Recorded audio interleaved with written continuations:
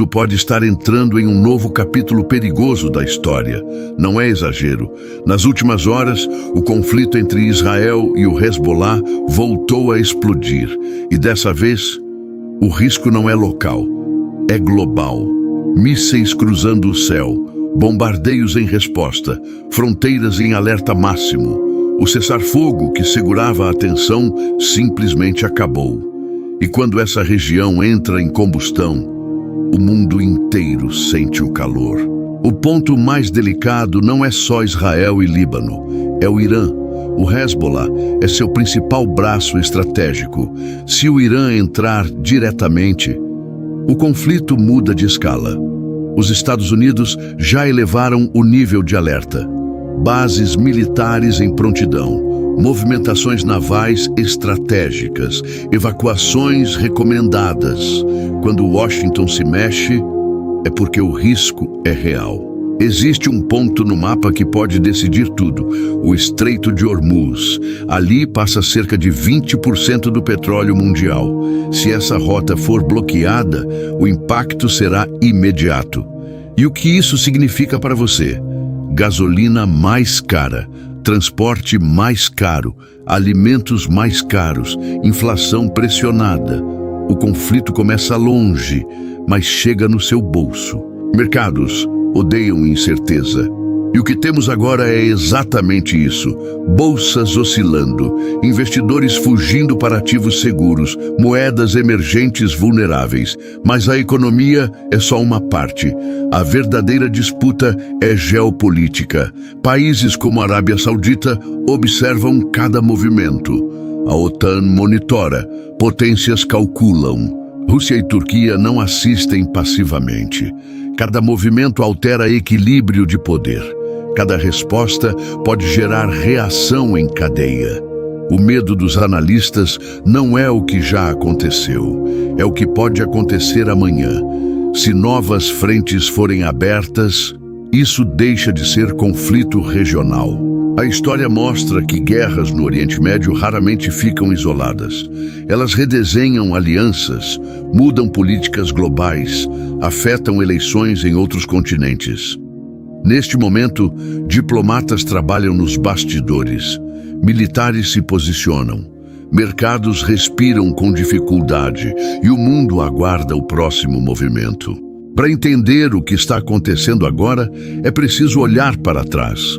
O conflito entre Israel e grupos apoiados pelo Irã não começou ontem. Ele faz parte de uma disputa estratégica que se arrasta há décadas. O que vemos hoje é apenas mais um capítulo de uma rivalidade que nunca foi totalmente resolvida. Desde a Revolução Iraniana de 1979, o Irã assumiu uma postura de enfrentamento direto à influência americana e israelense na região.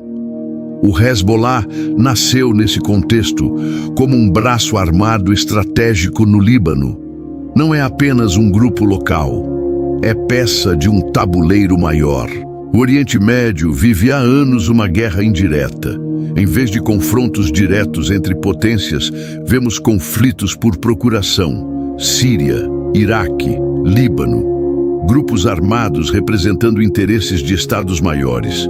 Isso reduz o risco imediato de guerra total, mas mantém a tensão constante. Por décadas, o que segurou uma guerra aberta foi o equilíbrio do medo. Israel possui uma das forças militares mais avançadas do mundo. O Irã possui influência regional e capacidade de mobilizar aliados. Ambos sabem que um confronto direto teria custo altíssimo. Mas quando ataques se intensificam, esse equilíbrio começa a falhar. Os Estados Unidos são aliados históricos de Israel. Mantêm bases militares estratégicas na região, garantem rotas comerciais e não podem permitir que o Oriente Médio saia completamente de controle. O problema é que cada movimento americano também é interpretado como provocação por Teherã. O Estreito de Hormuz não é apenas uma rota marítima, ele é um ponto de pressão global. Se o Irã decidir bloquear ou ameaçar o tráfego, o preço do petróleo pode disparar em questão de horas. E quando a energia sobe, economias desaceleram. A Europa depende fortemente de energia importada. A Ásia também.